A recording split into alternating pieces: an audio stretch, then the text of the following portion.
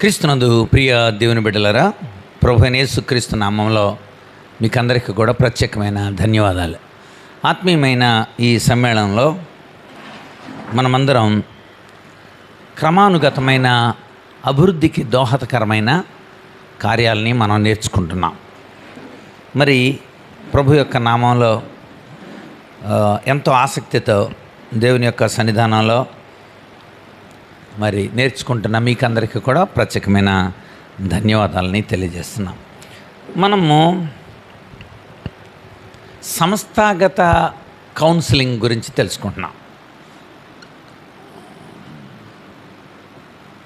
సంస్థాగత కౌన్సిలింగ్ ఒక సంస్థ అంటే మట్టి కాదు, లేకపోతే ఒక కట్టడం కాదు, ప్రజలే. ఈ సంస్థాగత కౌన్సిలింగ్ మనకు తెలియటం కోసం ఏదైనా ఒక పత్రికని అసలు అప్పటి భూభౌగోళిక, రాజకీయ, ఆర్థిక, సాంఘిక, మానసిక అప్పటి ఉన్న పరిణామ పరిస్థితుల దృష్ట్యా ధ్యానం చేద్దాం. ఎందుకు రాసి ఉంటాడు, అక్కడున్న పరిస్థితులను బట్టి ప్రతి వచనాన్ని మనం చూద్దాం అనే ఉద్దేశంతో మనం ఫిలిప్పీ పత్రికని తీసుకున్నాం. ఫిలిప్పీ పత్రిక అసలు ఆ పేరు ఎందుకు వచ్చింది, అసలు ఊరి యొక్క విశేషాలు ఏంటి, వివరాలన్నీ మనం చూసాం. అంతేకాకుండా పౌలు క్రీస్తు శకం 51లో ఫిలిప్పీకి వెళ్ళి అక్కడ జరిగించిన కార్యాలు, 10 సంవత్సరాల తర్వాత పౌలు జైల్లో ఉన్నాడు, రోమా జైల్లో. ఆ రోమా జైల్లో నుండి ఆ 10 సంవత్సరాల క్రితం జరిగిన విషయాల్ని గుర్తు చేసుకుంటూ తనకి సహకారంగా ఈ ఫిలిప్పీ వాసి అయిన ఎపఫ్రోదితు కూడా తనతోనే ఉన్నాడు. అంటే ఫిలిప్పీ సంఘం అంతా సహకరించింది. ఆ విషయాలు కూడా మనం చూసాం. మీరు ఎంత సహకరించారంటే, నేను తెస్సలోనికలో ఉన్నప్పుడు మీరు నాకు సహకరించారు, నేను కొరింథీలోకి వెళ్ళినప్పుడు మీరు నాకు సహకరించారు, అంతేకాకుండా నేను జైల్లో ఉన్నప్పుడు కూడా మీరు నన్ను ఎపఫ్రోదితుని పంపించి నాకు సహకరించారు అని పౌలు ఆ విషయాలు రాశాడు. ఆ విషయాలు కూడా మనం చూసాం. సో ఫిలిప్పీ పత్రిక 4 అధ్యాయాలు కూడా ఒక కృతజ్ఞత పత్రిక, ఒక ఆనంద పత్రిక ఇది కనుక ఈ 4 అధ్యాయాల యొక్క ప్రత్యేకతను మనం చూసాం. మొట్టమొదటి అధ్యాయం హ్యాపీ మైండ్. హ్యాపీ మైండ్, సంతోషకరమైన మనస్సు. సంతోషకరమైన మనస్సు. రెండవది హంబుల్ మైండ్. వెంటనే ఫిలిప్పీ పత్రిక అన్న వెంటనే మనకే విధేయత మనస్సు.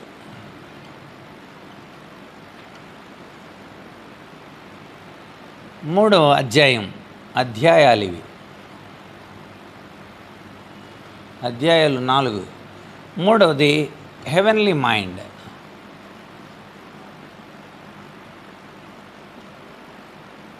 పర సంబంధ మనస్సు.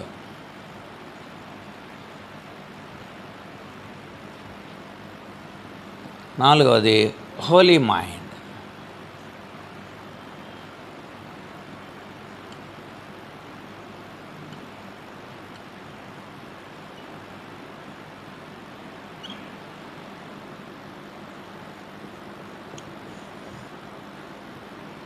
నాలుగు హెచ్ఎస్ గురించి మనం గుర్తుపెట్టుకున్నాం. అంటే 4 అధ్యాయాలని మనం ధ్యానించడానికి. ఇందులో మనము హ్యాపీ మైండ్ చూసాం, హంబుల్ మైండ్ కూడా ధ్యానం చేసాం. ప్రస్తుతం హెవెన్లీ మైండ్ జరుగుతుంది. ఇందులో మనము పోయిన వారాన మనము సగం వరకు ధ్యానం చేసాం. అంటే ఏవి ఉండకూడదు, ఏవి ఉండాలి, ఆ విషయాలు ధ్యానం చేసాం. శరీర సంబంధమైన విషయాలకు మనము శరీరం ఎలా ఉంటుంది, విడనాడవలసిన విషయాలు, అనుసరించవలసిన విషయాల గురించి మనం ధ్యానం చేసాం. అందులో మొట్టమొదటిగా ఆచార వ్యవహార రీతుల్లో శరీరాన్ని నమ్ముకుని ఉండే వాళ్ళని కుక్కలతో, దుష్టులైన పని వాళ్ళతో ఎలా పోల్చాడో మనం చూసాం 2-3 వచనాల్లో. ఆ తర్వాత తర్వాత అనుసరించడానికి వీలైన విషయాలలో ఒకవేళ శరీర సంబంధంగా కనుక నేను చెప్పాలని అనుకుంటే నేను కూడా చాలా గొప్పలు చెప్పుకోగలను అని 7 విషయాల్ని అక్కడ తెలియచెప్పాడు. అందులో 4 విషయాలు పుట్టుకతో నుండి వచ్చినాయి, 3 విషయాలు తాను కష్టపడి సంపాదించిన విషయాల గురించి మనం ధ్యానం చేసాం. ఆ విషయాలు చక్కగా మనం గుర్తు చేసుకున్నాం. తాను పుట్టుకతో నుండి సంపాదించిన విషయాలలో హెబ్రీయుడను, ఇజ్రాయేలీయుడను, ఇంకా యూదుడను, తర్వాత ఇంకా బెన్యామీను గోత్రాన్ని చెందిన కష్టపడి సంపాదించిన నేను పరిచయుడను, ఆసక్తి కలిగిన వాడిని, నిందలేని వాడిని. కనుక ఇవన్నీ కూడా నేను కష్టపడి నేను సంపాదించాను, నా కెరీర్ అది ఎలాంటిదని. అయినా దేవుడు వాటన్నిటిని విడిచి వీటన్నిటిని పెంటతో వీటన్నిటిని నేను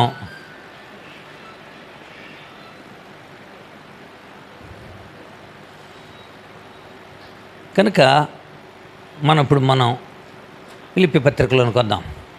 ఫిలిప్పీ పత్రికలో మనము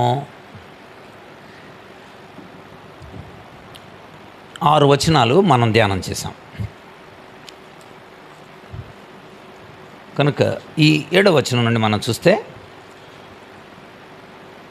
నష్టముగా ఎంచుకుంటున్నాను అన్న మాటలో 3 సార్లు వాడాడు. 7వ వచనంలో, 8వ వచనంలో, తర్వాత 11వ వచనంలో నష్టంగా ఎంచుకుంటున్నాను. ఆ విషయాలు కూడా మనం చూసాం. నష్టంగా ఎంచుకుంటున్నాను.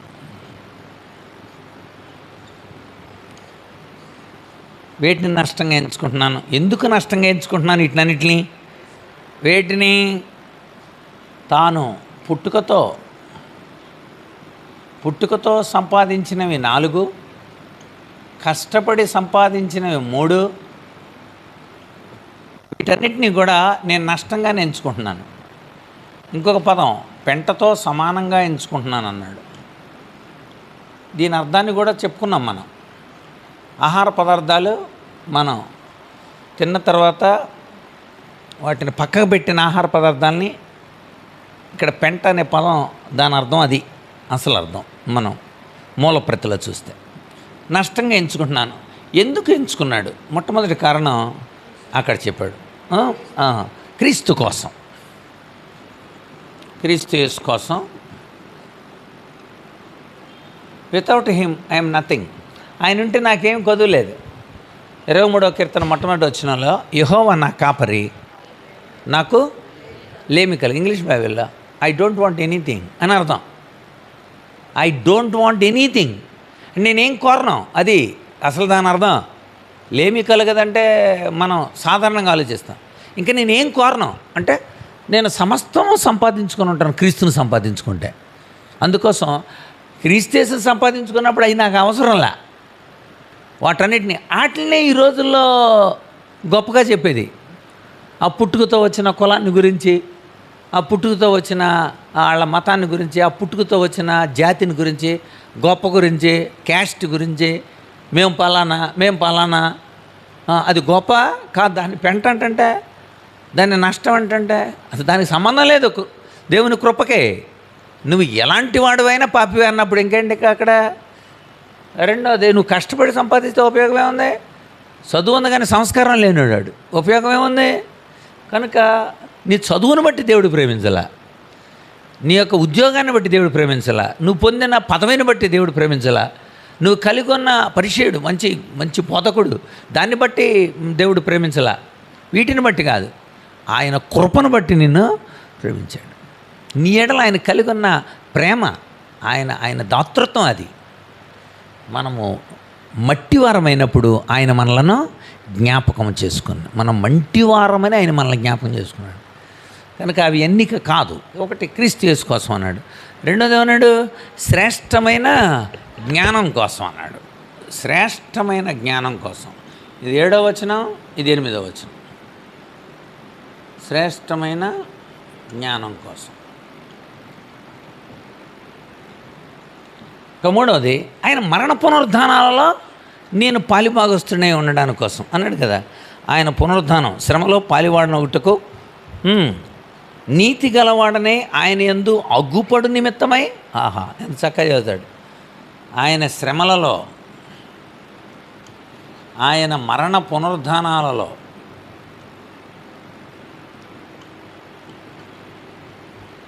పాలివాడనై ఉండటానికి కోసం, పాలిభాగం కోసం 11 వచనం. కనుక ఎందుకు నేను నష్టంగా ఎంచుకుంటున్నాను? కనుక వాటిని నష్టంగా ఎంచుకొని వీటిని డెవలప్ చేసుకోవాలి. కనుక వీటిని డెవలప్ చేసుకోవడానికి ఎక్కువ మంది ప్రయత్నాలు. కనుక వీటి కోసం చేయాలి మనం. అంటే పౌలు మాదిరి ఎంత అద్భుతమైన మాదిరి అండి. సంఘానికి ఇలాంటి మాదిరి ఉంటే ఎవడో గొప్పల కోసం పాకులాడ్డా, ప్రభువు కోసం పాకులాడతాడు, ప్రభు యొక్క జ్ఞానం కోసం పాకులాడతాడు. దైవ జ్ఞానం ఎవరికి కావాలండి ఈ రోజుల్లో? అంత అవసరమా? ఇదే ప్రశ్న. అంత అవసరం ఉందంటండి. లేకపోతే ఎంతమంది ఎందుకుంటాం మనం? ఎంతోమంది ఉండేవాళ్ళు. దైవజ్ఞానం అవసరంలే, అంత అవసరంలే. కనుక ఎందుకు ఉపయోగం అనేది వాళ్ళకి తెలియలేదు, అవేర్నెస్సే తెలియలేదు అసలు. ఎందుకు అవసరం అసలు? శ్రేష్టమైన జ్ఞానం ఎందుకు కావాలి? కనుక ఆ జ్ఞానం విలువ తెలియలేదు. ఆయన మరణ పునరుద్ధానాల్లో పాలివాడవటం అంటే ఏంటో తెలియలేదు. లేకపోతే యేసు ప్రభు ఉంటే సమస్త ఏం అవసరం లేదన్న ఆ విలువ కూడా తెలియలేదు అని అర్థం.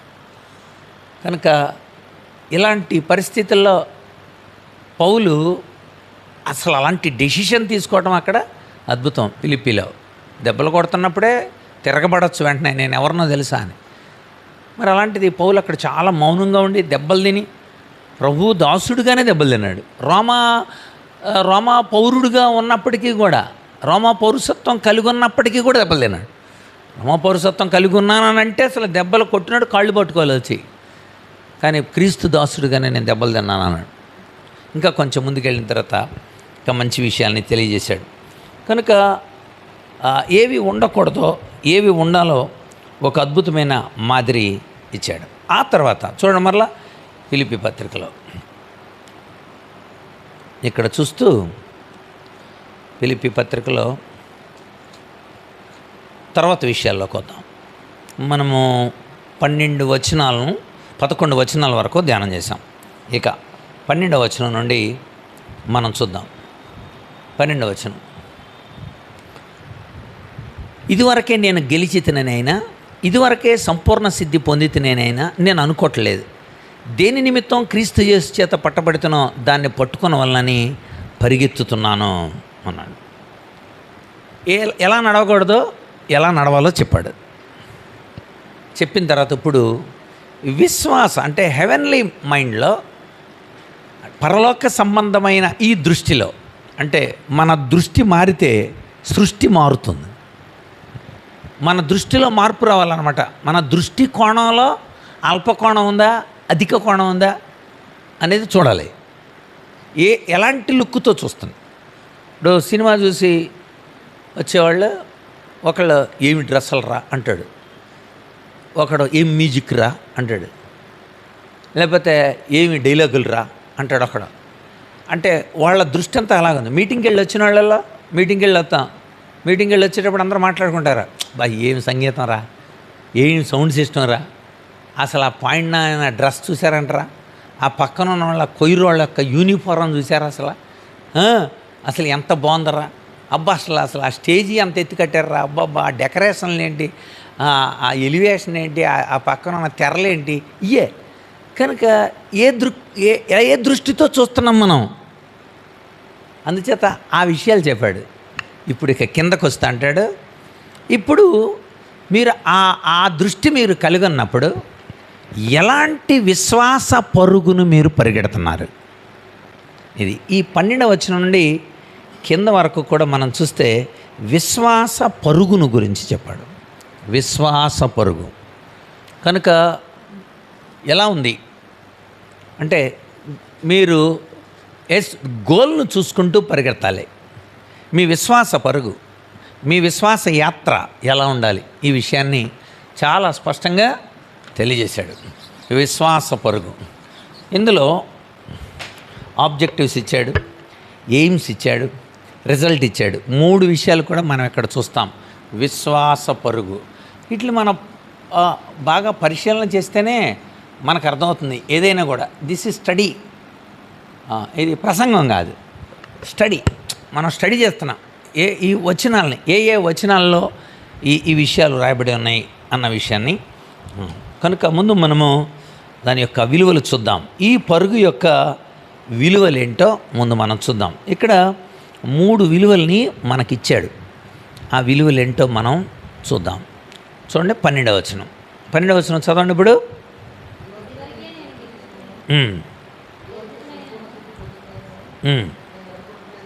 అనుకున్నట్లేదు కానీ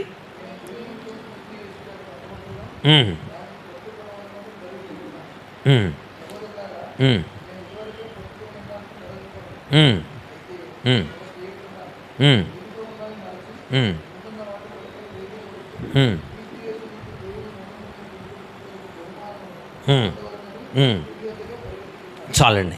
ఇక్కడ వరకు చూస్తే ఇక్కడ పౌలు ఈ పరుగు యొక్క విలువలను గురించి చెప్తున్నాడు. ఈ పరుగు యొక్క విలువలు ఏంటి, అందులో అంటే ఈ పరుగు యొక్క ఉద్దేశం ఏంటి? మొట్టమొదటిది, నేను పరిపూర్ణనయ్యానని భావించడంలా అన్నాడు. నేను పరిపూర్ణనయ్యాను అనుకోవడంలా.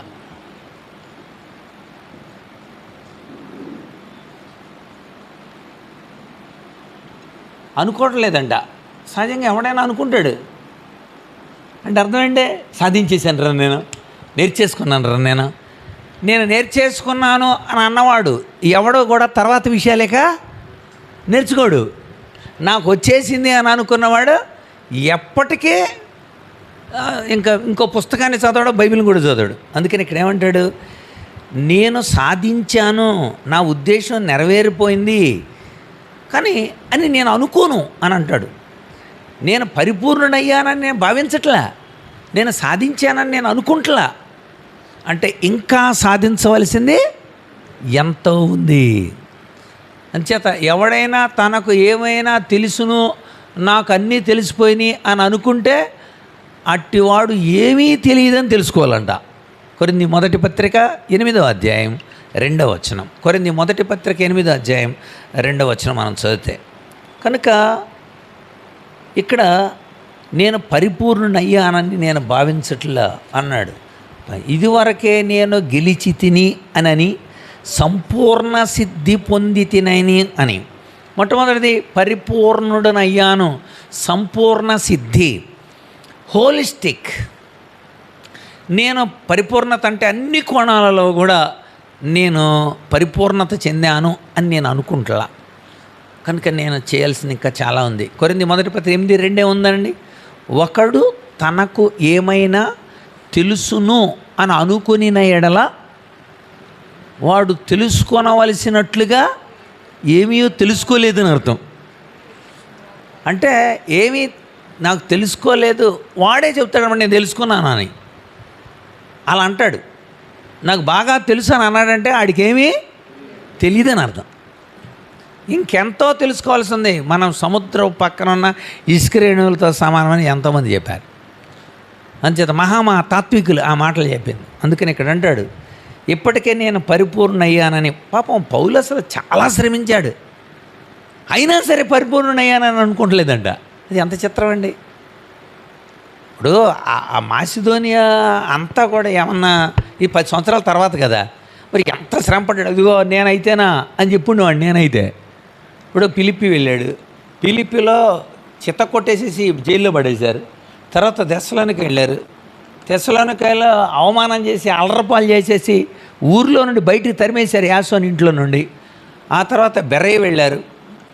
బెరయ దగ్గరికి తెస్సలోనికి వాళ్ళు వచ్చి మా ఊర్లో హడావుడి చేసిన వాళ్ళు వీళ్ళని ఎందుకు చేర్చుకున్నారు మీరని తోలేశారు. బెరయ నుండి పౌలు ఒక్కడే ఏథెన్స్ వెళ్ళాడు. ఏథెన్స్లో పిచ్చోడని హేళన చేశారు. ఏథెన్స్ తర్వాత కొరింథీకి వెళ్ళారు. కొరింథీలో అసలు పౌలుని చేర్చుకోలేదు. అసలు ఎఫెసీకి వెళ్ళాడు. ఎఫెసీకి వెళ్తే ఎఫెసీలో మృగాలతో పోరాడాడు. ఏంటి ఈ బాధలని? కష్టపడ్డా లేదు చెప్పండి, ఎంత కష్టపడ్డా. కానీ అంటాడు నేను పరిపూర్ణత సాధించాలా, ఇంకా పరిపూర్ణత ఇంకా చేయాల్సింది నేను. అందుకే మీకు ఈ లెటర్లు రాస్తున్నా. అందరికి రాశాడు, ఫిలిప్పీకి రాశాడు, తెస్సలోనికి రాశాడు, తర్వాత కొరింథీకి రాశాడు, ఎఫెసీకి రాశాడు, వీళ్ళందరికీ లెటర్లు రాశాడు. మరి ఈ లెటర్లు ఉన్నాయేమో కానీ మనకు తెలియలే. ఈ బెరే వాళ్ళకైనా ఏథెన్స్ వాళ్ళకి లెటర్లు మనకు లభించిన లెటర్స్లో మాత్రం ఫిలిప్పీకి రాశాడు, తెస్సలోనికి రాశాడు, కొరింథీకి రాశాడు, ఎఫెసీకి రాశాడు. వీళ్ళందరికీ లెటర్లు రాసి ఎందుకు రాస్తున్నాడు? వాళ్ళని బలపరచడానికి కోసం. మీరు ఇంకా పరిపూర్ణతలకు రావాలి. పౌలే పరిపూర్ణతకు రాలేదన్నప్పుడు అసలు మనం ఏమి నేర్చుకున్నాం? మనం ఏమి శ్రమపడ్డాం? మనం ఏం అవమానపడ్డాం? మనం ఎంత నేర్చుకోగలుగుతున్నాం మనం? అందుకని ఫిలిప్పీ సంఘమా, మీరు పరిపూర్ణలు అయ్యానని మీరు కూడా అనుకోకండి. ఇంకోటి ఏమన్నాడు? రెండోది, సాధించానని తలంచకండి అన్నాడు. సాధించానని అనుకోకండి.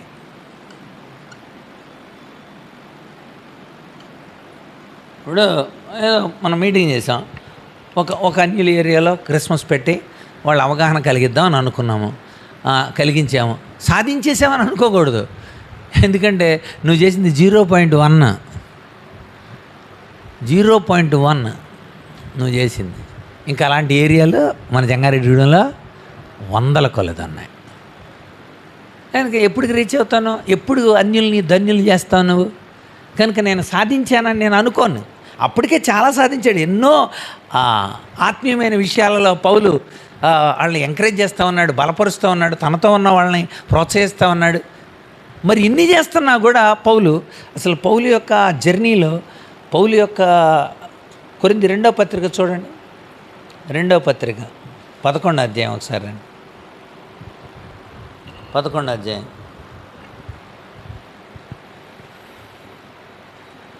చదువుతుంటాడు 23. వెర్రివాని వల్లే మాట్లాడుతున్నానా నేను మరి ఎక్కువగా క్రీస్తు పరిచారకుడను, విశేషంగా ప్రయాసపడితిని, అనేక పర్యాయాలు చెరసాల్లో ఉంటిని, అపరిమితంగా దెబ్బలు తింటిని, అనేక మార్లు ప్రాణాపాయంలో ఉంటిని, యూదుల చేత 5 మార్లు ఒకటి తక్కువ 40 దెబ్బలు తింటిని. ఏంటి ఇన్ని శాస్త్రాలు చదివినాడు? 3 మారు బెత్తములతో కొట్టబడితిని, ఒకసారి రాళ్లతో కొట్టబడితిని, 3 మారు ఓడ పగిలి శ్రమపడితిని, ఒక రాత్రింబగళ్ళు సముద్రంలో గడిపితిని, అనేక పర్యాయాలు ప్రయాణంలో, నదుల్లో, ఆపదల్లో, దొంగల్లో, ఆపదల్లో, నా స్వజనులైన వారి ఆపదల్లో, అన్యజనుల ఆపదలో, పట్టణంలో ఆపదలో, అరణ్యంలో ఆపదలో, సముద్రంలో ఆపదలో, కపట సోదరుల వలన ఆపదలో, ప్రయాసంతో, కష్టంతో, తరచుగా జాగరణాలతో, అంటే తిండి కూడా తినకుండా, ఆకలి దప్పులతో, ఉపవాసాలతో, చలితో, దిగంబరత్వంతో ఉంటున్నాయి. ఇంకా చెప్పాల్సినవి చాలా ఉన్నాయి. అంటూ సంఘాల గురించిన చింత నాకుంది, భారం నాకుంది అన్నాడు. ఆ కిందే ఉంటుంది చూడండి ఆ పదం, ఇవియుగాక సంఘాలన్నిటి గురించిన చింత నాకుంది, ఈ భారము దినదినము నాకు కలుగుతుంది. ప్రతిరోజు నాకు ఈ భారం ఉంది, అందుకని నేను చేయాల్సింది చాలా ఉంది. 11వ అధ్యాయం మీరు అక్కడ ఆ రెఫరెన్స్ రాసుకోవాలి. సాధించానని అనుకుంటే పౌలు ఇన్నాటిలో మొట్టమొదటి దెబ్బతోనే వెళ్ళిపోవాలా. 3 సార్లు కొట్టించుకోవటం ఎందుకు? 5 సార్లు ఒకటి తక్కువ 40 దెబ్బలు కొట్టించుకోవటం ఎందుకు ఇలా చేయాలి? ఫిలిప్పీలోనే కాదు, ఇంకా 2 చోట్ల బెత్తాలతో కొట్టారంట ఆ పౌల్ని అక్కడ. అందుచేత 11వ అధ్యాయం 22 నుండి 28 వరకు సంఘాలను గురించిన చింత, సంఘాలను గురించిన బాధ, భారం. ఈ భారం మోపినాడు ఎవరో? దేవుడే మోపాడు. నీ మీద కూడా భారం ఉంటుంది, ప్రతి ఒక్కరి మీద భారం ఉంటుంది. ఆ భారాన్ని మనము చేసామనుకోండి, భారం దించబడద్ది. మళ్ళీ నెక్స్ట్ డే కల్లా మళ్ళీ భారం పెడతాడు. మళ్ళీ ఆ భారాన్ని నువ్వేం చేయాలి? ఫుల్ఫిల్ చేసేయాలి. నువ్వు పని చేస్తే ఆ భారం దిగిపోద్ది, అంతే కదా. మీరు ఒక కార్యం చేయాలని అనుకున్నారు, అమ్మయ్య ఆ పని చేయాలి ఈరోజు, మీరు పోస్ట్ పోన్ చేసే కొలది లోడ్ పెరుగుతుంటుంది ఎప్పుడు కూడా. తెలుసా మీకు ఆ సంగతి? ఒక పాఠాన్ని చదవకపోవటం వలన కలిగే మానసికమైన బాధ కంటే చదివేయటం వలన కలిగే మానసికమైన బాధ తక్కువ. ఇప్పుడు అర్థమైందా మీకు నేను చెప్పింది? చదవలేదు నేను, బాబోయ్ రేపు ఇంకా లోడ్ అవుద్ది అని అనుకుంటూ మాటికి గుర్తొచ్చి మనకుండే పెయిన్ ఉంటుంది చూసారా, ఆ పెయిన్ నువ్వు చదివేసావు అనుకో, ఈ పెయినే తక్కువ. అది గుర్తొచ్చినప్పుడల్లా పెయినే. గంటలు ఎన్నోసార్లు గుర్తు రావచ్చు, ఇతరులు చూస్తున్నప్పుడు గుర్తు రావచ్చు, నేను అలా చేయలేకపోయాను, నేను అలా అదే బాధ. ఎందుకదే మొదలుపెట్టాయి, నువ్వు చేయాల్సింది చేసేయటమే. అది ఇక్కడ సంఘానికి తాను నేర్పిస్తుంది. అంచేత నేను అలా సాధించాను అనుకోను. ఇంకొక మాట చెప్పాడు. తర్వాత వెనుక ఉన్న వాటిని మర్చిపోయి ముందున్న వాటి కోసం వేగిరపడడం. ఇది 3వది. ఇది నిజమైన విశ్వాస పరుగులోని ఉద్దేశాలు. వెనుక ఉన్నవి మరచి. ఇప్పుడు చెప్పండి, వెనక ఉన్నవి ఏంటి? ఇప్పుడు చెప్పండి. వెనక ఉన్నవి మరిచి అన్నాడు కదా, వెనక ఏమన్నాయండి? 7. అది అది అది గుర్తుపెట్టుకోవాలి. వెనక్కి తోసేసాను, మళ్ళీ ఎప్పుడు బయటికి తీసుకురాను నేను. వెనకున్న ఏం చేయాలి మనం? మర్చిపోవాలి. వాటిని వదిలేసాడేగా అని నేను వాటిని మర్చిపోయాను. వెనక ఉన్నవి మరచి ముందున్న వాటి కోసం వేగిరపడాలి.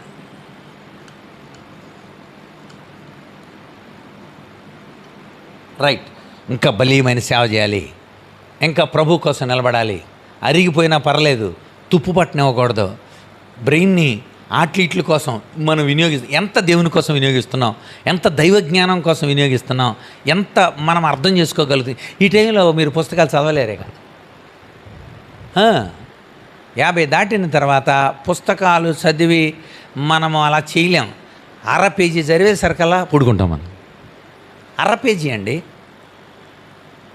మరి ఇంకెప్పుడు ఇంకేమీ మనం చేయగలుగుతాం? మనం దాన్ని షార్ట్ కట్గా చెబితే బాగుండును అనుకుంటుంటాం. ఆ మొత్తం పేజీ అంతా, ఆ పేజీ అంతా, యోహాను మొదటి పత్రిక అంత చదవలేదు కనుక షార్ట్ మెసేజ్లు. ఇప్పుడు షార్ట్ మెసేజ్, 1 నిమిషం మెసేజ్లు అంటే ఏంటనమాట, కన్సైజ్ అయిపోతున్నాం మనం. దాన్ని షార్ట్ కట్గా అంత విస్తరణ మేము చదవలేము. ఇప్పుడు నవల్స్ చదవగలుగుతారా 50 దాటిన వాళ్ళు? నవల్స్ అని ఉంటాయి అన్నమాట, 2.5 పేజీలు. ఇంట్లో నుండి బయటికి రావడానికే 2.5 పేజీలు వివరణ ఉంటుంది అక్కడ. అలా చదవలేరు. కానీ మీరు కొంతమందిని చూస్తే ధ్యాన పారాయణాలు చేస్తుంటారు కొంతమంది. వాళ్ళకి అదే అలా ధ్యానం చేసుకుంటా గంటలు గడుపుతూనే ఉంటారు వాళ్ళు. కనుక ఒకసారి వెనక్కి తిరిగి చూస్తే మనం చాలా సమయాన్ని వృధా చేసాం. చాలా కాన్సన్ట్రేట్ చేయలేం మనం. కానీ అప్పుడు చేయొచ్చు, కానీ అంత పట్టించుకోలేదు. ఇప్పుడు అంటాడు దేవుడు, ఇప్పటికైనా చేయొచ్చు మనం. మన మనసుకు అది అభ్యాసం చేయాలంతే. అభ్యాసం చేస్తే ఈరోజు 5 లైన్లు చదివారు, వెరీ గుడ్. రేపొద్దున 7 లైన్లు చదువుతారు. పొదుపు పద్ధతి ఉంటుంది బ్రెయిన్కి. నెక్స్ట్ 10 లైన్లు చదువుతారు. పెరుగుతుంది మీలో ఆ ఆసక్తి, పెరుగుతుంది మీలో ఆ మెమరీ స్పాన్ పెరుగుతుంది. మనకు తెలియకుండానే పెరుగుతుంది. కానీ ఒకేసారి నేను చదివేయాలని అనుకోవడం పొరపాటు. వెనకున్న మర్చిపోయాను నేను, ముందున్న వాటి కోసం. వెనకున్నవా 7, వాటిని ఎప్పుడు కూడా నేను పుట్టుకతో వచ్చిన 4 కానీ కష్టపడి సంపాదించిన 3 ఎప్పుడు ఎదర తీసుకురాను నేను. ఇక మరి ముందున్నవి, చాలా ముందు అక్కడ చెప్పాడు తనకేముందో. ఏం చెప్పాడు? చింత ఉంది, భారం ఉంది. చింత భారం నా ఎదుట ఉన్నాయి. దేని గురించి అండి? సంఘాల గురించి, ఆత్మల గురించి. ఆ చింత భారం నేను కలిగి ఉన్నాను. అనేకమైన ఆత్మీయ విజయాలు, హక్కులు, సాధనలు, విజయాలు ఇవన్నీ ఉన్నాయి. చాలాటిని నేను పొందాలి, చాలా ప్రాంతాలకు నేను వెళ్ళాలి, చాలా పరిస్థితులు నేను అర్థం చేసుకోవాలి. నేను కూడా అలాంటి కార్యాలను చేయించాలి, అలాంటి కార్యాలు చేయాలి.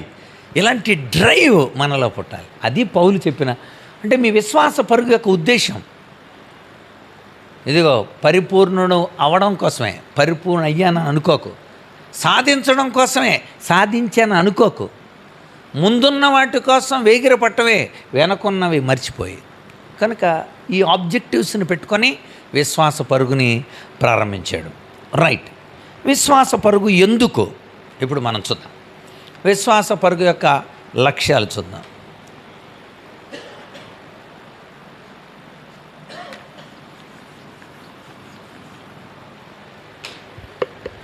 మొట్టమొదటిది, అంటే బైబిల్లో ఉన్న కొన్ని వచనాలని మీకు ఈ సందర్భంగా నేను మీకు చూపిస్తాను. తిమోతికి రాసిన 2వ పత్రిక 4వ అధ్యాయం లక్ష్యాలు చూద్దాం. ఉద్దేశాలు, లక్ష్యాలు, ఫలితాలు.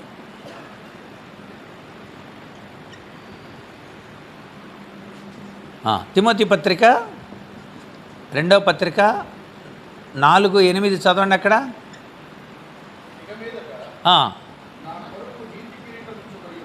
నా కొరకు నీతి కిరీటం ఉంచబడి ఉన్నది.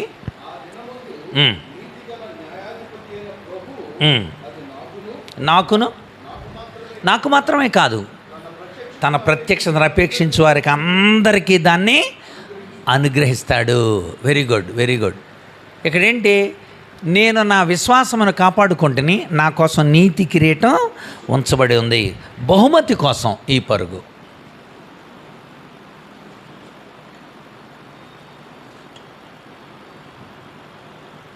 బహుమతి కోసం నేను పరిగెడుతున్నా.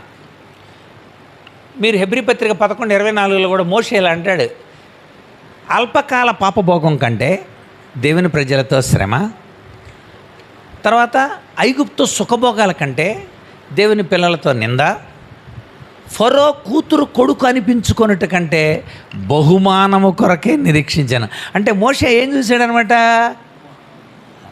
హెబ్రీ 11:24. ఎవడైనా పరిగెట్టేటప్పుడు బహుమానాన్ని చూసే కదా. ఇప్పుడు ఆస్ట్రేలియా కప్ వాళ్ళు, ఆస్ట్రేలియా కప్పు పొందాడండి, బంగారపు కప్పు ఇచ్చారు వాళ్ళకి. అద్భుతమైన వాళ్ళ ఆనందం, ఎంత ఆనందం. కనుక ఎవడో వాళ్ళు వెళుతూ ట్రైన్లో ఆ కప్పు మీద కాళ్ళు పెట్టాడంట ఆస్ట్రేలియా కెప్టెన్.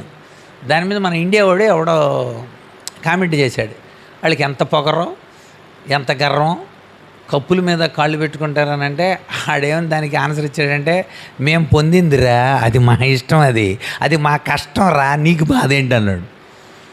అంటే మీకు కష్టపడ్డామని బహుమానాన్ని, అది మా సొత్తు. ఇప్పుడు నువ్వు కామెంట్ చేయడానికి ఓడిపోయినాడు, నువ్వెలా కామెంట్ చేస్తున్నావు? నువ్వు అసలు ఏమంటానికి సరిపోవు నువ్వు మమ్మల్ని అని కామెంట్ పెట్టాడు ఆడు దానికి. కానీ నాకు అప్పుడు అనిపించింది, కష్టం ద్వారా వచ్చే ఆ బహుమానం చాలా సంతృప్తినిస్తుంది. కష్టపడిన దానివల్ల రేపొద్దున మనం చేసిన ఈ కష్టాన్ని అన్నట్లు కూడా ఖచ్చితంగా దేవుడు బహుమానం ఇస్తాడు. కొరింథీయులు మొదటి పత్రికలు ఉంటుంది ఆ మాట, అది కూడా చూద్దామా? కొరింథీ మొదటి పత్రిక 9వ అధ్యాయం 24వ వచనం. కనుక అందులో ఉన్న విలువలు చూసాం, వీళ్ళ ఉద్దేశాలు అన్నాం. ఆ విలువలు 3 ఉన్నాయి, ఆ 3 విలువలు రాశాడు. ఇక్కడ లక్ష్యాలు కూడా చూద్దాం. ఒకటి బహుమతి కోసం, ఆ కొరింథీ 9వ అధ్యాయం 24వ వచనం. పందెపు రంగంలో పరిగెత్తు వారందరూ కూడా పరిగెత్తుదురు కానీ బహుమానం పొందడానికి కోసం ఒక్కడే బహుమానం పొందుతాడని మీకు తెలుసు కదా అన్నాడు. అది అంటే బహుమానం పొందాలని పరిగెత్తే విధంగా ఉండాలి మీరు చేసేది. ఏదో కొట్టుకుపోతున్నావులే నలుగురితో నతనీయులు కులంతో కొరినేలిలాగా ఉండకూడదు. ఏదో జరిగిపోతుందిగా, అందరితో వెళ్దామండి, అందరితో కూర్చుందామండి, అందరితో తిందామండి, ఈ రకాలు వేల మంది ఉంటారు. చచ్చే బహుమానం రావాలంతే. మనం నేను మీకు చెప్పేది కూడా రేపొద్దు నాకు బహుమానం రావాలి, దేవుడు బహుమానం ఇవ్వాలంతే, ఖచ్చితంగా ఇవ్వాలంతే. ఆయన ఇస్తానని ఆయన చెప్పాడు, నువ్వు పరిగెత్తాలాగా. అలాంటి పరుగు మంది, అలాంటి విలువలు కలిగిన పరుగు, అలాంటి లక్ష్యాలు కలిగిన పరుగు ఇది. సో బహుమానం కోసం పరిగెత్తాలి. రెండవది ఇక్కడే 9:26 చదవండి. ఇక్కడే 9:26లో ఇంకొక మంచి పదం కనపడుద్ది మనకి. కాబట్టి ఎందుకు వెళ్తున్నారా? వెళ్ళాలి కనుక వెళ్తున్నా. ఎందుకు రాసుకుంటున్నారా? రాయాలి కనుక రాసుకోండి. ఏం చేస్తాం అక్కడ వెళ్ళి ఏం చేస్తాం? చెబుతున్నప్పుడు రాయకపోతే అందరూ ఏమన్నా అనుకుంటారు కదా, రాయాలిగా కనుక రాస్తున్నా. అది గురేనండి. అది గురి ఉండాలి, గోల్ ఉండాలి నీకు. అసలు ఏ పర్పస్తో వచ్చావు? అసలు ఇక్కడికి ఏ పర్పస్తో రాసుకుంటున్నావు నువ్వు? అసలు ఏ పర్పస్తో వింటున్నావు నువ్వు? దానికి ఒక గోల్ వచ్చావు కనుక రాసుకుంటున్నావా? వింటున్నావు కనుక రాసుకుంటున్నావా? అసలు ఎందుకు రాసుకుంటున్నావు నువ్వు? ఒకసారి రాస్తే 3 సార్లు చదివినంత నీ బుర్రలో అలా స్టాండ్ చేసుకోవడానికి కోసం రాసుకుంటున్నాను. నేను నా ఒక ప్రసంగం చెప్పడం కనీసం 2-3 సార్లు రాస్తూ ఉంటాను. ముందు తయారు చేసేటప్పుడు ఒకసారి రాస్తాం, మళ్ళీ ఫేర్ చేసి రాస్తాం, మళ్ళీ దానికి కొన్ని కలుపుతూ అట్లన్నిటిని మళ్ళీ ఒక ఉదాహరణగా ఏదన్నా ముందు తయారు చేసి ఆ రెడ్డే అన్నీ అందులో కలపాల్సినవి అనమాట. అలా తయారు చేసుకుని మళ్ళీ దీన్ని మళ్ళీ ఫేర్ చేసుకుంటా అలా తయారు చేసేటప్పటికల్లా ఇంకా పేపర్ కూడా అవసరం ఉండదేక, బ్రెయిన్లోనే ఫీడ్ అవుతుంది. ఆటోమేటిక్గా గుర్తొస్తూ ఉంటాయి మనకే. మరి ఎందుకు రాసుకున్నా? ఒక గోల్ ఉంది నాకు, ఒక గురి ఉంది నాకు. ఆ గురి వద్దకు నేను పరిగెత్తుతున్నా, అది నోట్ చేయండి. రెండవది గురి వద్దకు. అందుకని కొరింథీ మొదటి పత్రిక 9:6లో గురి కలిగి ఈ పరుగు, బహుమతి కోసం ఈ పరుగు, గురి కలిగి. ఇందాక అక్కడ కూడా ఫిలిప్పీ పత్రికలో కూడా ఏమన్నాడు చూడండి ఒకసారి. ఫిలిప్పీ పత్రికలో కూడా ఈ పదాన్ని వాడాడు. చదవండి అక్కడ 3వ అధ్యాయంలోనే 3వ అధ్యాయం 13వ వచనం చూడండి.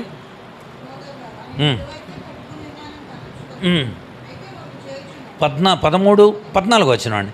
వెనుక ఉన్న వాటిని మరచి ముందున్న వాటికి వేగిరపడుచు క్రీస్తు యేసునందు దేవుని ఉన్నతమైన పిలుపుకు కలుగు బహుమానము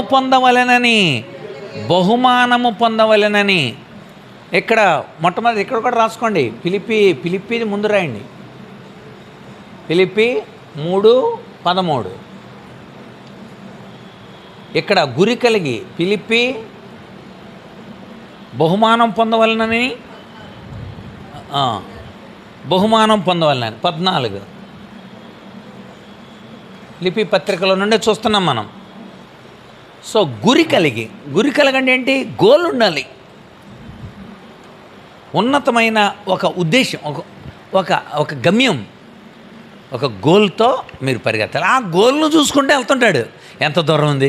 కొన్నిసార్లు మనం అప్పుడే అనుకుంటాం. నేను కూడా చాలాసార్లు అంటుంటాను, మనకి ఎన్ని సంవత్సరాలు వచ్చినాయి, ఇంకెన్ని సంవత్సరాలు ఉండగా పరిచర్య చేయగలమా, ఆ తర్వాత పరిచర్య చేయగలమా, చేయలేము, కనుక చాలా వేగవంతంగా చేయాలి మనం అని చెప్తా ఉండేది కూడా అందుకే. అసలు రియల్గా ఒక గురి ఉంది, ఆ గురిని టార్గెట్ పెట్టుకొని మనం చేయాలి. ఇది గురి కలిగి పరిగెత్తం. 3వది ఇక్కడ ఇంకొకటి చెప్పాడు. 3వది ఉన్నతమైన పిలుపుకు తగినట్లు పరిగెత్తాలి. ఇక్కడే చెప్పాడు ఫిలిప్పీ 3:14. పిలుపుకు తగిన పరుగు, తగినట్లు పరుగు. బహుమతి కోసం పరుగు, గురి కలిగి పరుగు, పిలుపుకు తగినట్లుగా పరుగు. నన్ను ఎందుకు పిలిచాడు? చిన్న పిల్లల పరిచర్య నిమిత్తం పిలిచాడు. ఓకే, ఆ పిలుపుకు తగినట్లుగా పరుగు. యవనస్తుల పరిచర్య పిలిచాడు. యవనస్తుల పరిచర్యకు తగినట్లుగా పరుగు. సంఘాల మధ్య పనిచేయమని చెప్పాడు. సంఘాల మధ్య పని చేయడానికి కోసం పరుగు. మీరు ఇంకా గమనిస్తే సువార్తీకరణ చేయమన్నాడు. సువార్తీకరణ చేయాలి. ఇప్పుడు ఈ రాత్రి బేవండోలు వెళ్ళాలి, అక్కడ CSI మీటింగ్స్ జరుగుతున్నాయి, జెండ్యూడ్. సో అక్కడ అంటే ఆ సువార్తీకరణకు తగినట్లుగా పరుగు. అంటే నాకున్న పిలుపుకు తగినట్లుగా మనం పరుగు ఉండాలి. మరి మీకేం పిలుపు ఉంది? దేవుడు ప్రతి ఒక్కరిని పిలుస్తాడు. ఏ కార్యం కోసం పిలిస్తే ఆ పిలుపులో ఏర్పాటు ఉంటుంది కదా. ఆ ఏర్పాటు ఖచ్చితంగా మనం అందరం కూడా తన కార్యాల కోసమే పిలుస్తాడు దేవుడు. That's why. అందుచేత ఈ విశ్వాస పరుగులో పరిపూర్ణ విలువలేంటి, ఈ విశ్వాస పరుగులో లక్ష్యాలేంటి? కనుక ఇందులో మొట్టమొదటిది బహుమతి కోసం పరుగు, 2వది గురి కలిగి పరుగు, 3వది పిలుపుకు తగినట్లుగా పరుగు. దేవుడు మనల్ని పేతురుపత్రిక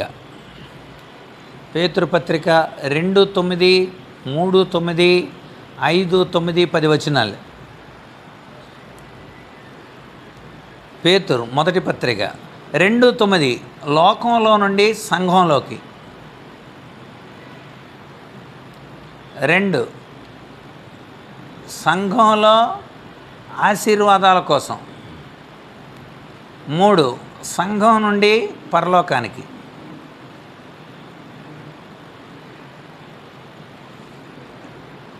ఈ పిలుపులు చూశారు అలానే. 1 లోకంలో నుండి సంఘంలోకి పిలిచాడు, మొట్టమొదటి పిలుపు అది. కనుక లోకంలో నుండి సంఘంలోకి అంటే అర్థం ఏంటి? మీరు చీకటిలో నుండి ఆశ్చర్యకరమైన తన వెలుగులోనికి, అది దాని అర్థం. లోకంలో నుండి సంఘంలోకి అంటే చీకటిలో నుండి వెలుగుకి. 2వది 3:9 ఆశీర్వాదమునకు వారసులగుటకే పిలువబడితిరి. ఆశీర్వాదమునకు వారసులు అవ్వాలి, అందుకు పిలువబడ్డారు. 3వది సంఘం నుండి పరలోకానికి, అది మహిమకరమైన పిలుపు.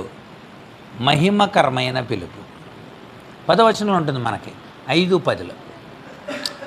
మీరు గమనించండి. అంటే ఏ పిలుపు అసలు ఈ దేవుడు మనల్ని ఇందుకు పిలిచాడు. సరే వచ్చారు, ఏ రకంగా ఆశీర్వదింపబడ్డారు మీరు? రేపొద్దున యేసు ప్రభు పరలోకానికి మనల్ని పిలిచినప్పుడు ఆ మహిమకరమైన ఆ పిలుపులో ఆయన ఎదుట మనం ఎలా నిలబడతాం మనం? ఎస్, మంచి కార్యం చేసావు, వెరీ గుడ్, బళ్ళ నమ్మకమైన మంచి దాసుడా అంటే ఈ వారసత్వం, ఈ పరలోకం, ఆయన మనకిచ్చిన తలాంతు, దాన్ని ఆయనకి రెట్టింపుగా మనం చూపించగలమా మనకిచ్చిన పిలుపులో? సో ఇది లక్ష్యాలతో కూడిన పరుగు. మూడవది,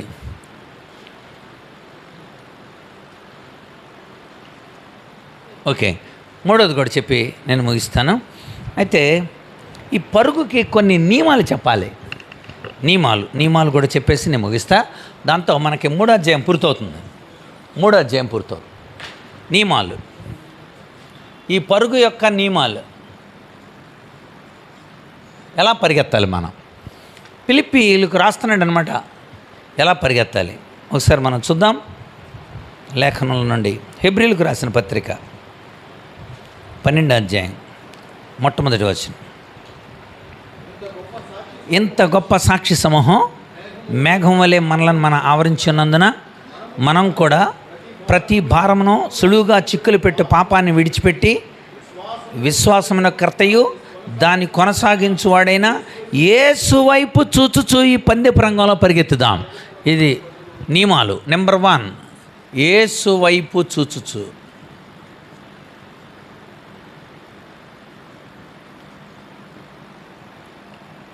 శిఖమణి గారు 8 రాష్ట్రాలు తిరిగారు కనుక నేను 16 రాష్ట్రాలు తిరగాల కాదు. ఆయన ఎదటోళ్ళని ఎప్పుడు పోల్చుకోకూడదు, యేసు వైపు చూడాలంతే. మీ పాత్రని, ఇప్పుడు స్పూన్ వాడబడినట్లు హస్తం వాడబడదు. హస్తం అన్నం కోసమే సిద్ధం చేయబడింది, ఇంకా ఎట్లన్నా వేయటానికి అంతే. స్పూన్ అలా కాదు, పంచదార కాదే, ఉప్పు కదే, పిల్లలకి తినిపించడానికి అదే, వడ్డించడానికి కూడా తిరగేసి అదే, అన్నిటికీ అదే, టానిక్ అంటే అది అన్నిటి. స్పూన్ వాడబడినట్టుగా హస్తం నేను వాడబట్టలేదు ఏంటి అని అనకూడదు. స్పూను పాత్ర స్పూన్దే, గ్లాసు పాత్ర 24 గంటల గ్లాసును వాడం. కనుక నీ పాత్ర ఏంటో ఆ పాత్రకు తగినట్లుగా, ఆ పిలుపుకు తగినట్లుగానే నీ పరుగు ఉండాలి. ఎప్పుడు ఎదుటి పోల్చుకోకూడదు. నేను ఎప్పుడు మా జాన్సన్ అన్నని పోల్చుకోను, మా స్టీవెన్ అన్నని అసలే పోల్చుకోను. నా పాత్ర నాదే అంతే. నాకు ఇవ్వబడిన తలాంతు వేరు, అసలు వాళ్ళకి ఇవ్వబడిన తలాంతులు వేరు. కనుక నా పాత్రకి నేను తగినట్లుగా ఎలా ఉన్నాము అంతే. నేను లెక్క చెప్పాల్సిన నెంబర్ 1 ఫస్ట్ దేవునికి, తర్వాత అకౌంటబిలిటీ, ప్రజలకు కూడా లెక్క చెప్పాలి. ఎందుకంటే ప్రజల ముందు ఉన్నాను కనుక, ప్రజల కోసం ఉన్నాను కనుక, ప్రజల నిమిత్తమై నన్ను తయారు చేశాడు కనుక యేసు వైపు చూచుచు. హెబ్రీ 12:1 ఇది మొట్టమొదటి నియమం. యేసు వైపు చూస్తూ పందెపు రంగంలో యేసు వైపు చూడకుండా అటు ఇటు చూశాడంట. ఎవరో? పేతురు నీళ్ల మీద మునిగిపోయాడు. మత్తయి సువార్త 14:28 రాసుకోండి, అక్కడ పేతురు మునిగిపోవడానికి కారణం అదే అని. ఇక రెండవది 12వ అధ్యాయం 2వ వచనంలో, ఇక్కడే హెబ్రీ పత్రిక, అదిగో రెండోది, అది ప్రతి భారం సులువుగా చిక్కులు పెట్టే పాపం.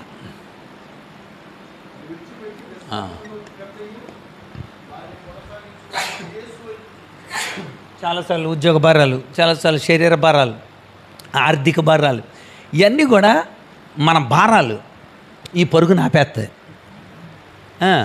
సులువుగా చిక్కులు పెట్టి పాపాలు వాళ్ళ కోసం మనం చేయాల్సి వస్తుంది, వీళ్ళ కోసం మనం చేయాల్సి వస్తుంది.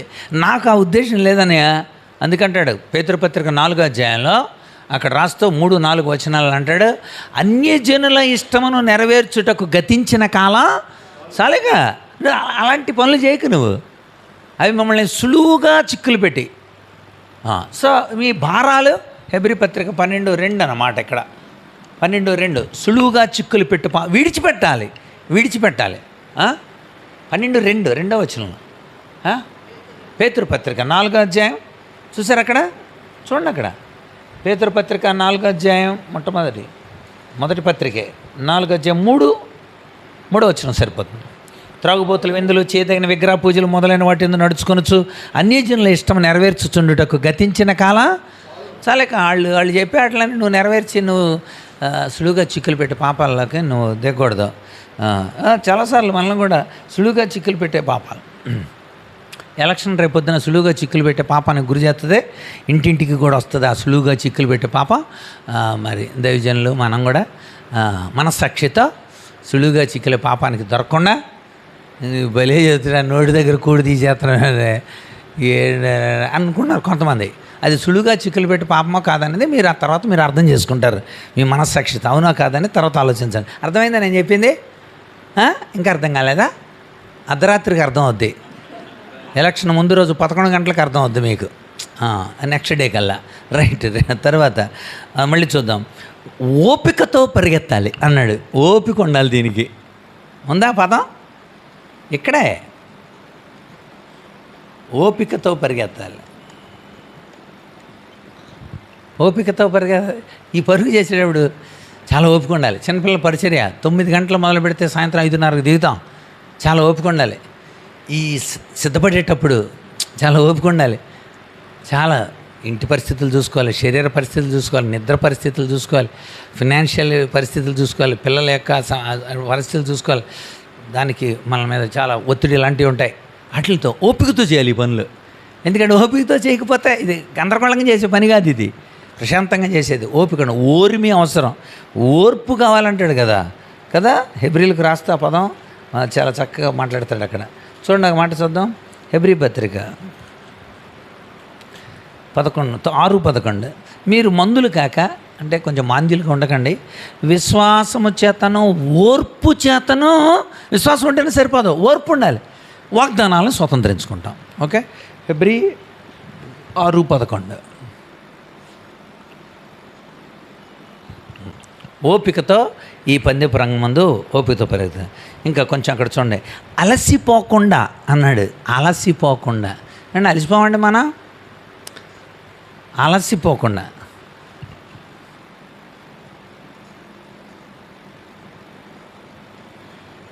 అంటే కొంచెం లైవ్గా ఉండాలి. అందుకని ఇక్కడ మందులు కాక అని అన్నాడు. ఏమండి అలసిపోరా? నిజంగా అలసిపోతారు, శరీరం అలసిపోద్ది. కానీ దేవుడు అంటాడు, యెహోవా కొరకు ఎదురు చూచువారు నూతన బలము పొందుదురు. అంటే రీఇన్ఫోర్స్ అవుతుంటాం మనం, పునర్బలనం, రెన్యూడ్ స్ట్రెంగ్త్. మన స్ట్రెంగ్త్ రెన్యూవల్ అవుతుంటుందంట ఎప్పటికప్పుడు. మీరు పరిచర్యలో నిజమా? పరిచర్యలో రెన్యూవల్ అవుతాం. మామూలు పని కోసం నీరసపడిపోతాం. పరిచర్యలు ఎవడైనా సరే ఒక వాక్యం చెప్పిన తర్వాత చెప్పమంటే మళ్ళీ రెన్యూవల్ అవుతుంది స్ట్రెంగ్త్. వాక్యం చెప్పిన తర్వాత మళ్ళీ వాక్యం చెప్పమంటే. కానీ బయట అలా ఉండదు.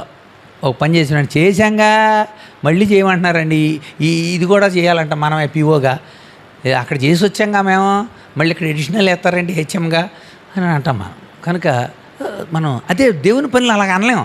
ఎందుకంటే డ్రైవ్ పరిశుద్ధాత్ముడు ఇస్తాడు అనమాట, రెన్యూవల్ స్ట్రెంగ్త్. అందుకనే ఆ వచ్చిన అక్కడ రాసుకోవచ్చు. యెషయా గ్రంథం మనకి 40వ అధ్యాయం, యెషయా గ్రంథం 40వ అధ్యాయంలో మనకు ఆ మాట కనబడుతుంది. చూడండి అక్కడ ఆ మాట 31వ వచనం. యెహోవా కొరకు ఎదురు చూసేవారు నూతన బలం పొందుదురు, పక్షిరాజు వల్ల రెక్కల చప్పి ఎగురుదురు, అలయక పరిగెత్తుదురు అన్నాడు. అందుకని అలసిపోకుండా అన్నాడు. 40:31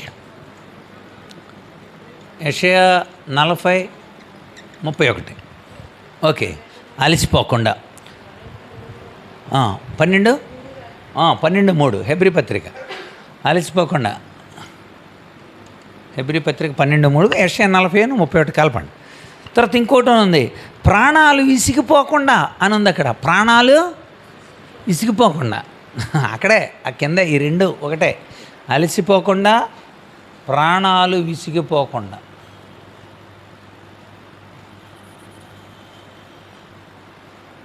అక్క విసిగిపోలేదు కదా మీరు? సో అలసిపోకుండా, అది లేక థ్యాంక్ యూ. ప్రాణాలు విసిగిపోకుండా. నెక్స్ట్ తర్వాత మాట చూడండి అక్కడ. ఒక్క మాట చెప్పేసి నేను క్లోజ్ చేస్తాను. కొరింథీ మొదటి పత్రిక రండి, అక్కడ కూడా చూపించేసి ఈ యొక్క నియమాలని మనం క్లోజ్ చేద్దాం. కొరింథీ మొదటి పత్రిక 9వ అధ్యాయం 25వ వచనం. ఇందాక మనం చదివిన దాంట్లో నుండి ఇంకొక మాట. మరియు ఎవడైనా పందెంలో పరిగెత్తాలని అనుకుంటే ప్రతివాడు అన్ని విషయాల్లో మితంగా ఉండాలా. ఐదోది ఇది, మితంగా ఉండాలి. మితంగా అంటే అర్థం ఏంటండి? కంట్రోల్లో ఉండాలి. కంట్రోల్లో ఉండాలి. ఫుడ్ కంట్రోల్లో ఉండాలి. ఎక్సర్సైజ్ చేస్తూ ఉండాలి. అన్నీ కంట్రోల్లో ఉండాలి. అసలు అన్నీ అలా కంట్రోల్లో లేనండి ఎలా పరిగెత్తుతాడండి అసలు? మితముగా ఉండాలి. ఇంకొక పదం కూడా ఉంటాడు. ఇంకా 27 వచనం.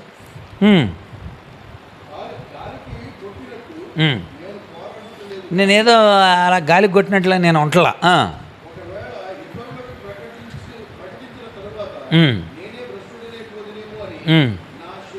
శరీరాన్ని నేనే నలగొట్టుకొని లోపరుచుకుంటున్నాను.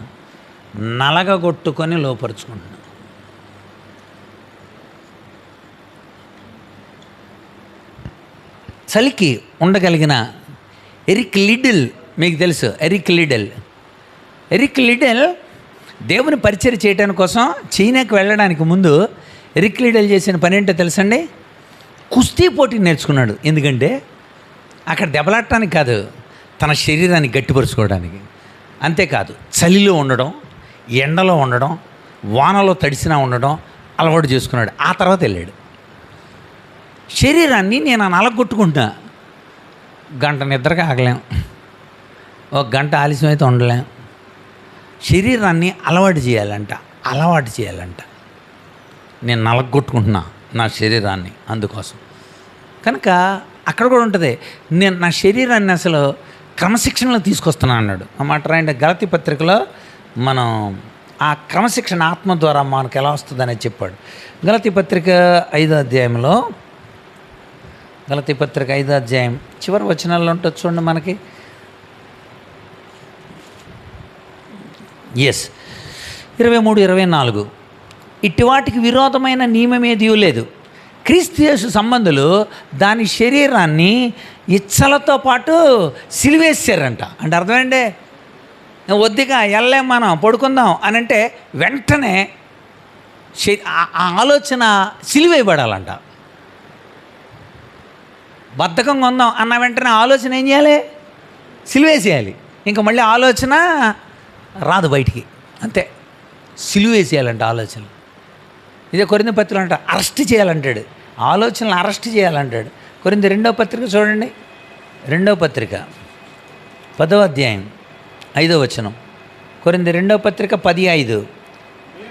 మేము వితర్కాలని, దేవుడు గురించిన జ్ఞానాన్ని అడ్డగించే ప్రతి ఆటంకాన్ని పడద్రోసి ప్రతి ఆలోచనను క్రీస్తు కొరకు లోబడినట్లు చెరపట్టి అంటే అర్థం ఏంటండి? అరెస్ట్ చేయడం అని అర్థం.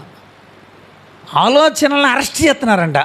బలహీనమైన ఆలోచనలు వస్తున్నాయంటే, దేవుడు ఏం చేశాడు ఇలాగా, దేవుడు ఇలా చేయటం ఏంట్రా, ఇలా అనుకున్నాను నేను, ఇలా అయింది, ఇదేంటిది అసలు దేవుడికి అన్యాయం, అలాంటి ఆలోచనలు వస్తుంటే వెంటనే ఏం చేయాలంట? అరెస్ట్ చేసేస్తారంట. చూసారా ఎంత? అప్పుడు పరిగెత్తుతారు మీరు. నేను ఒక స్టోరీ చదివాను. ఆడిని ఫెయిల్ చేయడానికి కోసం శత్రువులకు ప్లాన్ చేస్తారనమాట. ఆడే ఫస్ట్ వస్తున్నాడు. ఎప్పుడు ప్లాన్ చేసి ఈ రెండోవాడు ఈ ఫేవర్గా ఆ స్టేడియంలో 4-5 వేరు చోట్ల నిలబెడతాడు, కూర్చోమంటాడు. స్టేడియంలో కూర్చోమని వాళ్ళందరికీ చిన్న బంగారు కాయిన్లు ఇస్తారు. 5 వీడు అలా పరిగెత్తుతూ ఉంటాడు, ఆడు బంగారు కాయిన్ వేస్తాడు.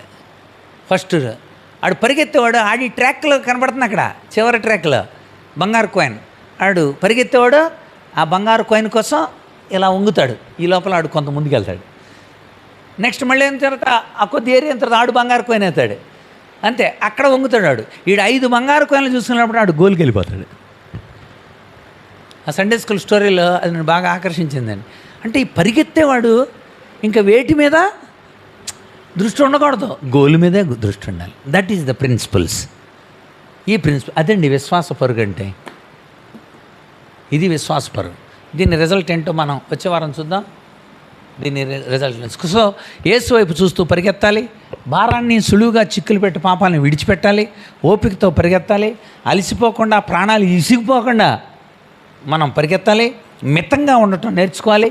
శరీరాన్ని నలగొట్టుకోవాలి. లక్ష్యాలేంటి? ఏ విలువలు కలిగి ఉండాలి? పరిపూర్ణ అయ్యానని అనుకోకూడదు, సాధించానని అనుకోకూడదు, వెనుక ఉన్న మరచి ముందున్న వాటి కోసం వెళ్ళాలి. ఇలాంటి విలువలు ఉండాలి. ఏ లక్ష్యాలు ఉండాలి నీకు? What is the objectives and specifications? బహుమతి కోసం, గురి కలిగి పిలుపుకు తగినట్లుగా మనం పరుగులు చేయాలి. ఎంత మంచి విశ్వాస పరుగు అండి! ఇలాంటి పరుగు సంఘం, ఇలాంటి పరుగు వ్యక్తిగత జీవితం, ఇలాంటి పరుగులో మనము ప్రభువు బలా నమ్మకమైన మంచి దాసుడు అనిపించుకోవడానికి పరిశుద్ధాత్ముడు మనకందరకు తన ఉచితమైన కృప మనకందరికీ అనుగ్రహించునుగాక. Amen, amen. వచ్చే వారం మనము ఫిలిప్పీ 3వ అధ్యాయం 17వ వచనం నుండి చివరి వరకు కూడా మనం వచ్చే వారం మనం తెలుసుకుందాం. ఇంకా ఉంది 3వ అధ్యాయం, రైట్. లాస్ట్ ప్యాసేజ్ని మనం చదువుకుందాం. మన మధ్యలో ఉన్న సహోదరులు అదృష్టరావు బావ గారు ప్రార్థన చేయండి. అమృతరావు గారు.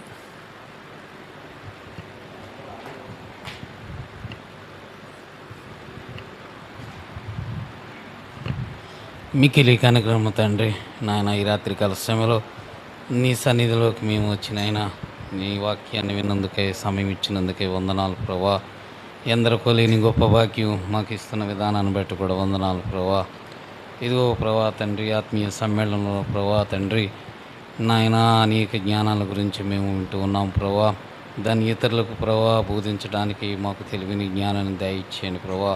విశ్వాసం యొక్క పరుగు లక్ష్యాల గురించి ఇప్పుడు మేము ఉన్నాం ప్రభా. నాయన అవన్నీ మేము అనుసరించడానికి మాకు సహాయం దయచేయండి నాయన.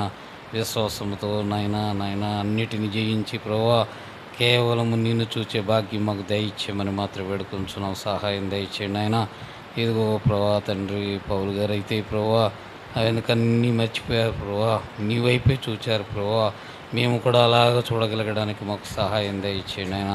నీ దాసుని ద్వారా గొప్ప వర్తమానాలు మేము వింటున్నందుకే వందనాలు ప్రభా. నీ దాసుని బలంగా వాడుకుంటున్న విధానాన్ని బట్టి కూడా వందనాలు ప్రభా. ఇంకను ప్రభా తండ్రి ఆత్మీయముగా ప్రభా ఎదగడానికి, సంఘాలు ఎదగడానికి సహాయం దయచేయండి ఆయన. సంపూర్ణ ఆరోగ్యవంతులుగా ఉండగలగడానికి సహాయం దయచేయండి ఆయన. సాతానుడు ఎటువంటి చిక్కులు పెట్టకుండా సహాయం దయచేయమని, మాకు కూడా నాయన హాజరవుతున్న మమ్మల్ని కూడా ప్రభా క్రమము తప్పకుండా హాజరవ్వడానికి మాకు సహాయం దయచేయమని తల్లోరైన యేసుక్రీస్తు ద్వారా వేడుకుంటున్నాం తండ్రి. మన తండ్రి అయిన దేవుని ప్రేమ, కుమారుడైన యేసుక్రీస్తు కృప, పరిశుద్ధాత్మేందల అన్యోన్య సహవాసము, ఆదరణ చేరిన మనకును, ఇదేమో రాని బిడ్డలకును, లోకంలో ఆయన కోసం ఎదురు చూస్తూ విశ్వాస పరుగులో ఆయన్ను అనుసరిస్తూ ఆయన ద్వారా నడిపింపబడుతున్న ఆయన జనాంగానికి అంతటికి మనకును సదాకాలము తోడేండునుగాక. Amen, amen. అందరికి వందనాలండి. Thank you. God bless you.